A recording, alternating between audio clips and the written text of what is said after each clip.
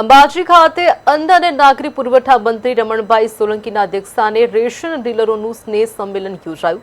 Gujarat fair price shop and kerosene licence holder એસોસિએશનના માર્ગદર્શક હેઠળ બનાસકાંઠા જિલ્લા એસોસિએશન દ્વારા આયોજિત આ કાર્યક્રમમાં રેશનિંગ વ્યવસ્થાના મહત્વ પર ભાર મૂકાયો. કાર્યક્રમની શરૂઆત પ્રાર્થના ગીત અને દીપ પ્રાગટ્યથી થઈ હતી. બાદમાં કોરોના કાળ દરમિયાન અવસાન પામેલા રેશન ડીલરોને શ્રદ્ધાંજલિ અપાઈ. આ પ્રસંગે 52 ગજની ધજા યાત્રાનું આયોજન કરવામાં આવ્યું. મંત્રીશ્રીએ જણાવ્યું કે કોરોના કાળમાં રેશન ડીલરોએ છેવાડાના માનવી સુધી અનાજ પહોંચાડીને સેવા કાર્ય કર્યું હતું.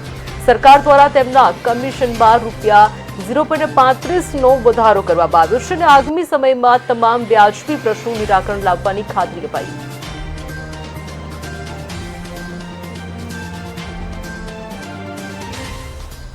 બસ આમ તો આજનો આ તમે જોયું છે તો પહેલો શબ્દ આભાર અભિવાદનનો છે. એટલે ગુજરાત સરકાર દ્વારા તાજેતરના બજેટમાં તમામ સસ્તા અનાજની દુકાનદારોને જે મળતા કમિશનમાં 23%થી પણ વધારે જ્યારે વધારો કર્યો હોય અને એનાથી બધા પરિવારજનો ખુશ હોય ત્યારે એમના અભિવાદનના કાર્યક્રમમાં આજે ઉપસ્થિત રહેવાનો અવસર મળ્યો છે.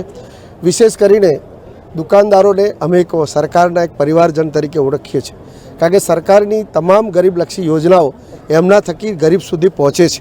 એટલે એ પણ એક અમારો પરિવાર જ છે.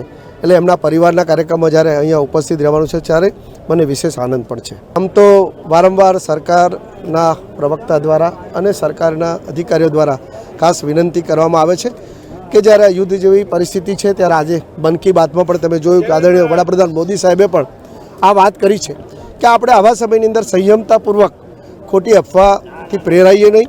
સરકાર પાસે સંપૂર્ણ જે બધા જ જથ્થો પૂરતો છે અને જે મોદી સાહેબનું જે વિઝન છે અને અન્ય દેશો સાથે જે રીતે ડિપ્લોમેસી છે એ પ્રમાણે મને ચોક્કસ ખાતરી છે કે હંમેશા જેમ કોરોના કાળમાંથી આપણે સુપેરે બહાર આવ્યા હતા એવી રીતે આ યુદ્ધની પરિસ્થિતિમાં પણ ખૂબ સુપેરે રીતે આપણે બહાર આવી અને પણ આ